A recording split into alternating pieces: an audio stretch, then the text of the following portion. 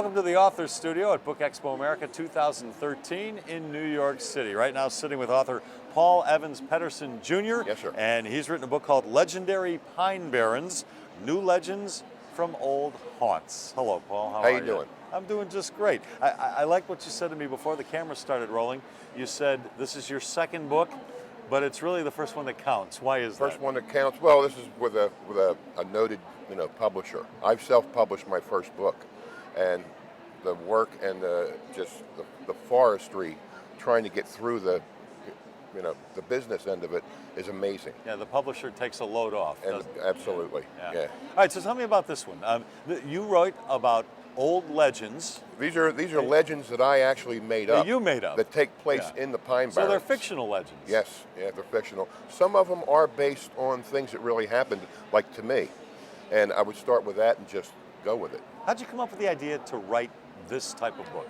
I used to ride my kids around in the car in the Pine Barrens or just anywhere and just start riffing with them and start making up stories as we would drive.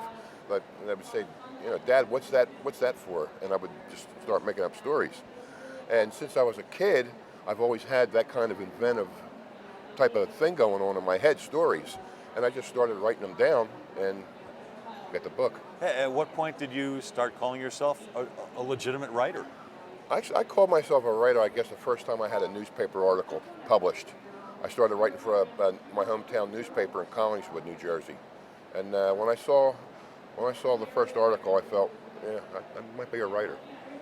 But it happened long before that, didn't it? When you started writing? Yeah. When I was in second grade. Second grade? Second grade. A friend 7, 8 years old? Second grade, I was 7, yeah. And a friend of mine and myself just loved to crack the class up. And we would tell these outrageous, crazy stories. Well, I came up with that idea back then, let's write them down and see if we can sell them. And we actually sold copies of it. It was called Tom and Paul's Tall Tales.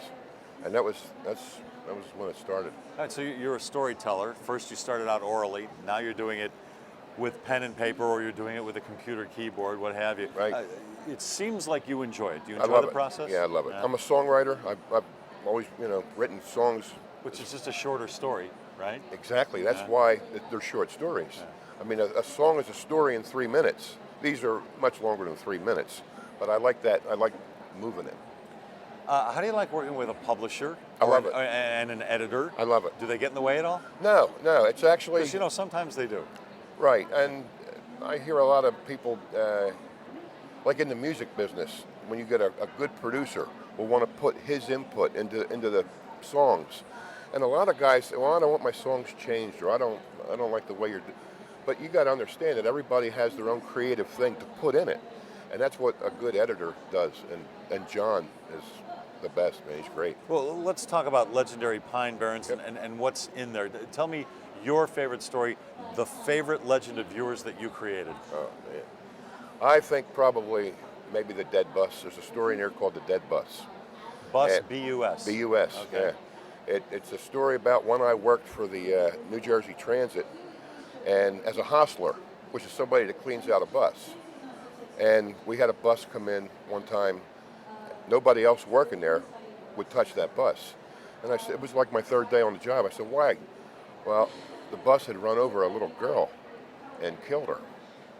And they said every once in a while in the back of after they parked the bus, you could hear her crying.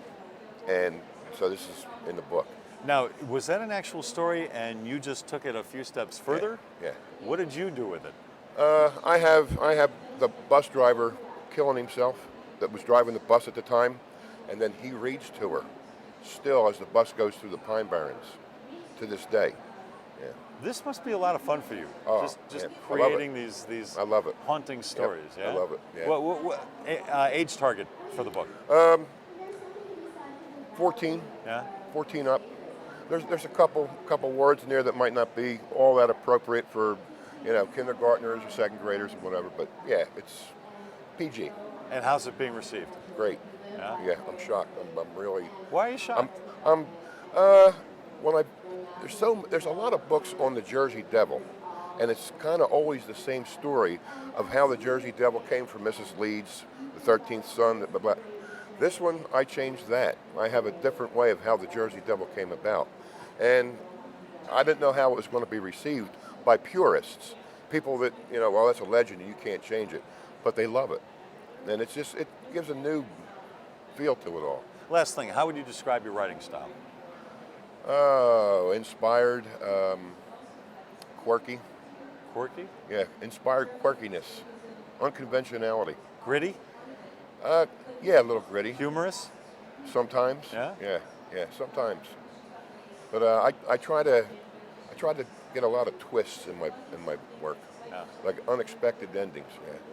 With a good song that works too. Well, it sounds like a fun book. Sounds like a fun process that you go through when you do it, Yeah, too. I love it. All right, once again, the book is called Legendary Pine Barrens, New Legends from Old Haunts, and the author is Paul Evans Pedersen Jr. Paul, Yes, sir. thank you very much. Thank you. All right. Thanks.